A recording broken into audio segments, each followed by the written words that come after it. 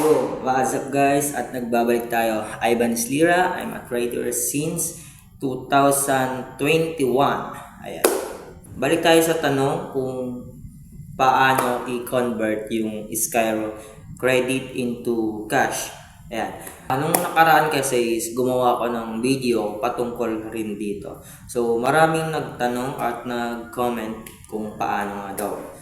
So may mga nag-transact na rin sa akin at successful naman po yung transaction, and then kaya ako siya ginawan ulit ng video ngayon para mapakita ko sa inyo yung mga transactions or yung proof of transactions ko na pwede talaga siyang i-convert into cash yung Skyro credit nyo. Note lang guys, note lang po, hindi po pwede yung product loan. Marami kasing nag-inquire sa akin na meron silang product loan tapos gusto nilang i-convert into cash. So, sinasabihan ko sila na hindi nga pwede yun. Kasi from physical store lang siya pwedeng gamitin. Pwede kang pumunta sa mga participating stores ni Skyro. Titingnan nyo lang doon sa platform nila or yung application. Bali, pag pumunta ka doon sa physical store or branch, mamimili ka doon ng item na applicable siya doon sa product loan.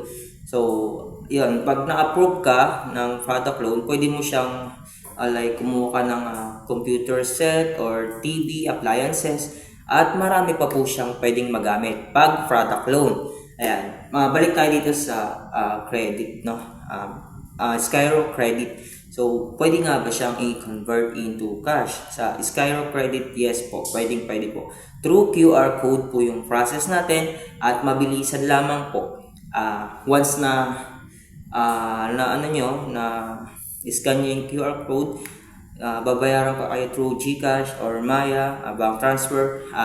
Service fee po natin napakababa lang po, nasa 20% po yung offer ko, pero pwede po siyang ibaba into 15%. Yun na po, sagad na po yun. Nakadepende rin po kasi yan sa binabayaran ko sa mga taxes at VAT. Ayan, ipapakita ko yung proof of transaction dito sa screen. Mga ilang seconds lang para makita niyo yung proof of transactions ng mga nag-inquire na sa akin related dito sa topic natin. Okay? Ayan po, 3,000 po yung pinatrade ni ma'am dito.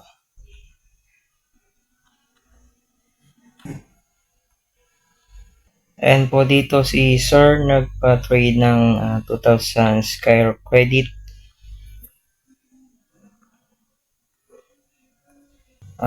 Na-receive niya po ay 1,550.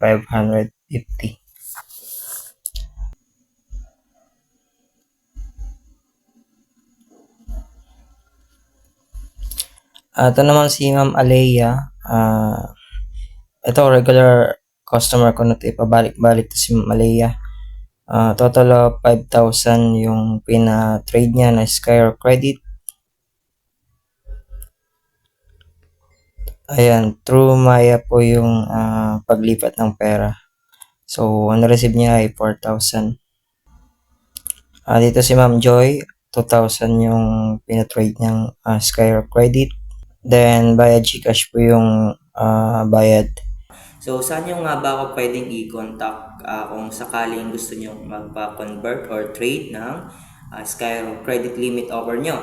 So, dito sa screen, ilalagay ko na rin sa video natin yung Facebook official account ko. Meta verified po siya. Make sure lang natin na verified po ang kausap nyo. Ilalagay ko rin yung contact number ko dito. Pwede nyo tawagan or i-text. So, mas recommendable ko yung i-text nyo ako.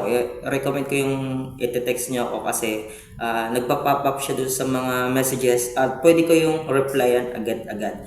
So, isasabihin ko yung procedure or instructions kung paano nyo ako makakontakt at paano yung transaction. So, ganun lang po siya. Check my latest post para sa updates, no? Kasi doon ako naglalapag ng mga updates, no? Kung saan nyo ako pwedeng ma-direct contact. Check nyo yung pin comment doon sa Facebook at i-click nyo yun, yung link na yun para ma-access nyo yung portal para ma-PM nyo agad ako sa Facebook. Ayan, so dito na po nagtatapos yung ating video patungkol sa Skyro credit limit converted into cash. And kung may iba pa kayong katanungan, mag-comment lang kayo dyan sa baba at sasagutin natin yan isa-isa. And kung gusto niyo itong video na to, huwag niyo kalimutan mag-like, subscribe. So yun lang, bye-bye!